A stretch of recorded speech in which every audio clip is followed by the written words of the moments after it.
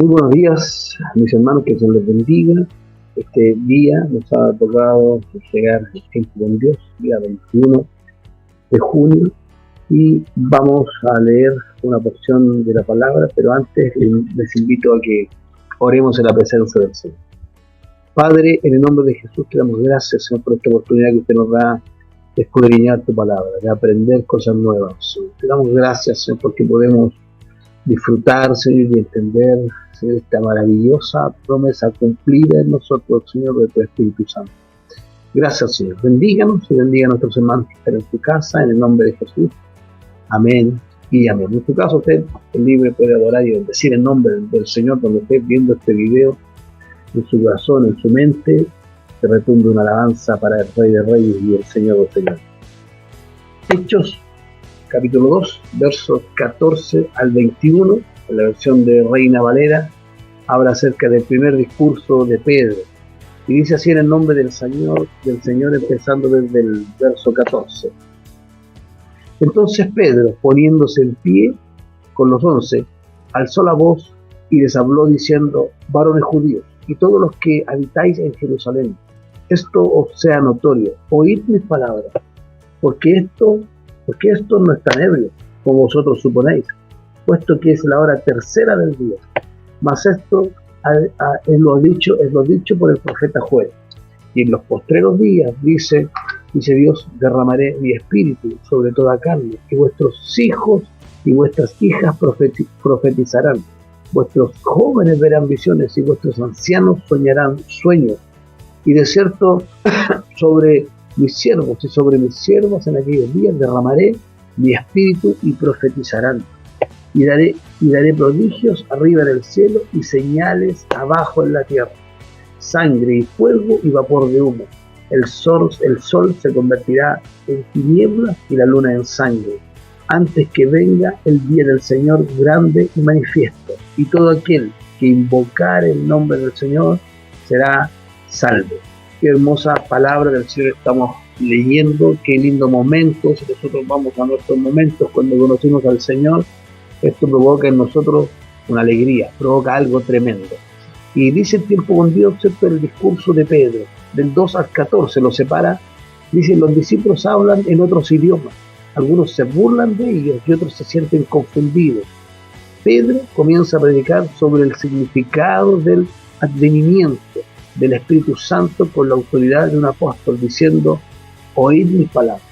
Primero viene el Espíritu Santo, ¿cierto?, sobre los apóstoles, se manifiesta en ellos, comienzan a hablar en nuevas lenguas, no en lenguas al azar, sino que comienzan a hablar en las lenguas de las personas que estaban ahí, que eran los judíos, ¿cierto? Eran los mismos, el pueblo de Israel que estaba disperso, los de la dispersión, los que se quedaron por Babilonia, los que no volvieron a Jerusalén, todos ellos, ¿cierto?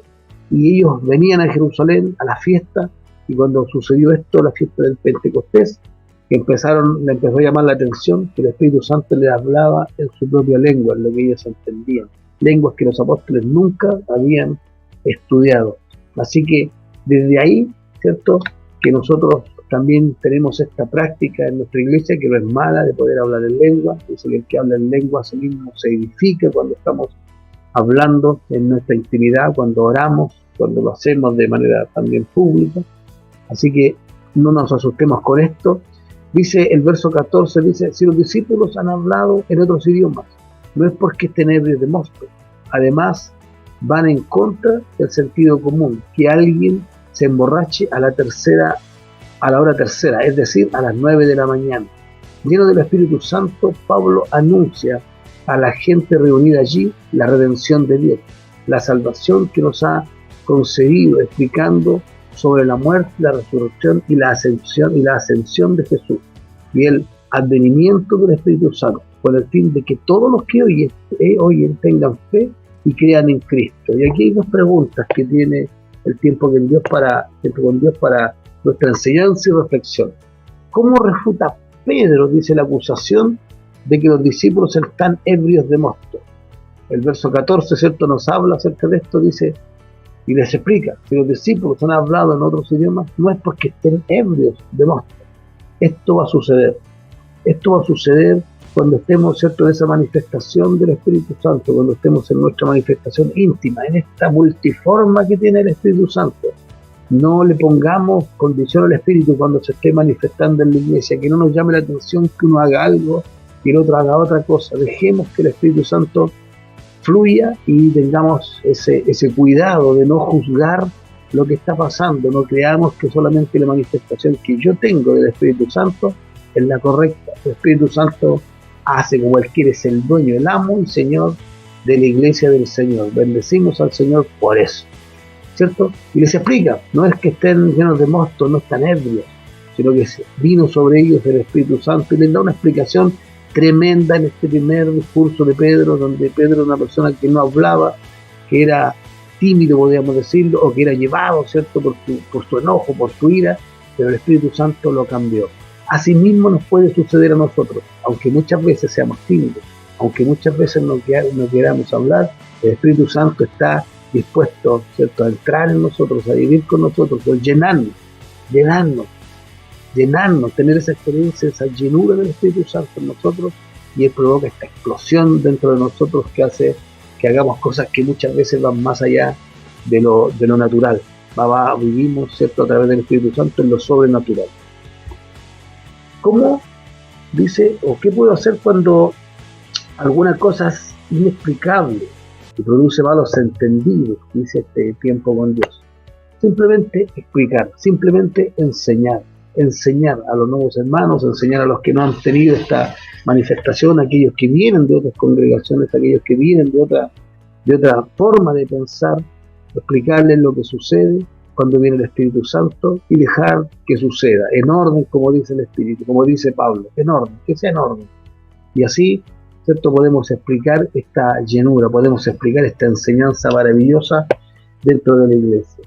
También nos habla acerca del cumplimiento de la profecía, ¿cierto?, de Joel. Ahí está la profecía, en el capítulo 2, versos 16 al 21, y dice que Pedro cita este pasaje de Joel 2, 28 al 32. Cambia la frase, ¿cierto? Cambia la frase después de esto por en los postreros días, y le da una interpretación escatológica a los acontecimientos presentes. Ahora, ¿cuáles son los postreros días? Los postreros días, ¿cierto?, son desde la primera venida del Señor hasta la segunda venida del Señor. Ya estamos viviendo los postreros días. En esos días se derramará el Espíritu Santo. Dice, coincide con el día escatológico de salvación y juicio, con el derramamiento del Espíritu Santo. Los hijos profetizarán, los jóvenes verán visiones y los ancianos soñarán sueños. El Espíritu Santo vendrá sin hacer acepción de personas y pondrá palabras sobre ellos. Su venida provocará cambios de grandes magnitudes a nivel celestial y terrenal, marcando el inicio de una nueva era. También servirá de señal escatológica. Esto aumenta en nosotros una inminente necesidad de predicar el Evangelio. La puerta de la salvación está abierta para todos aquellos que invocan el nombre de Jesús. Qué tremendo pasaje, qué tremenda enseñanza y qué gran responsabilidad tenemos de entregar lo que por gracia hemos recibido. Demos de gracia lo que por gracia hemos, ¿cierto?, recibido. Y la pregunta del tiempo con Dios, ¿qué ocurrirá cuando el Espíritu Santo sea derramado sobre los hombres? Según el profeta Joel, verán visiones, los sueños, los jóvenes, ¿cierto?, los ancianos verán estos sueños, los jóvenes y las jovencitas, dice que profetizarán y vendrá su Espíritu sobre nosotros. Nosotros anhelamos la venida del Espíritu Santo, esa llenura, sentirlo hoy día, sentirlo mañana, sentir que Él está con nosotros. Él es el alos, ese es el otro consolador que prometió Jesús. Viene otro de la palabra alos, del griego alos, viene otro diferente de mí, pero de la misma esencia. Eso es lo que quiere decir esa palabra en griego alos. Viene otro diferente de mí, pero de la misma esencia. Son los mismos, provienen de donde mismo. Qué maravillosa es la Escritura y qué lindo es poder hablar, poder comunicarnos, poder contarle a las personas que tenemos una nueva vida, que tenemos alguien que nos está transformando, que muchas veces nos cuesta el cambio, nos cuesta dejar esa antigua naturaleza, es la del hombre antiguo, nos cuesta muchas veces sacarlo, pero sabemos que cuando entregamos nuestra vida al Señor, el Espíritu Santo desde el minuto uno, desde el segundo uno, comienza a trabajar en usted y en mí. Pedro fue un líder inestable, así que no tenga miedo, permitiendo, ¿cierto?, que permitiendo que su enojo, ¿cierto?, porque era extremo, ¿cierto?, se enojaba y muchas veces se descontrolaba. El Espíritu Santo lo controló. Negó un día al Señor Jesucristo, el Espíritu Santo también lo perdonó, lo restauró y lo levantó. Este es el nuevo Pedro, humilde pero audaz. Su confianza viene del Espíritu Santo, el que hizo de él un predicador enérgico y dinámico. ¿Te falta personalidad, hermano? Ahí está el Espíritu Santo. Quizás tú seas más retraído, más calmado, pero el Espíritu Santo viene sobre ti y hace que nosotros cambiemos nuestra manera de ser. Así que si alguna vez has sentido que has cometido errores tan malos que Dios nunca podría perdonarte ni usarte, el Espíritu Santo está dispuesto para restaurar tu vida. Y restaurar tu vida significa que te va a perdonar y te va a levantar, te va a restaurar, va a poder hacer que nuevamente entres en esta presencia maravillosa del Señor con todos los privilegios que conlleva. Y cuando hablamos de privilegios, estamos hablando de ser mejores, de tener un trato especial en la iglesia, estamos hablando de los privilegios de ser hijos del Señor. El privilegio más grande, ¿cierto?, que tenemos es ese, ser hijos del Señor y poder llegar a sus plantas con toda confianza y con toda humildad. Y lo invito a orar en la presencia del Señor. Padre, en el nombre de Jesús te damos gracias, Señor, por esta oportunidad. Bendito es tu nombre, bendita es tu presencia, bendito es tu Espíritu Santo que mora, Señor, en nosotros. Gracias, Señor. Gracias. Bendíganos, guárdanos, Señor, y sigue trabajando en nosotros cada día. Enséñanos, denos sabiduría. Ponga en nosotros esos dones, Señor. Ayuda a los que tengamos estos ministerios, Señor, de predicar, de enseñar. Ayúdanos, Padre, a mantenernos siempre, Señor, con una conciencia limpia, buscándote en santidad, y que tu Espíritu Santo more, Señor, cada día en nosotros y nos llene, y podamos llevar a tu presencia y a nuestros hermanos, a nuestra congregación, muchos frutos, Señor, para que muchos sean edificados y para que muchos también sean fortalecidos. Bendíganos, Padre, en el nombre de Jesús. Amén y amén. Que Dios les bendiga, mis hermanos, que tengan un buen día.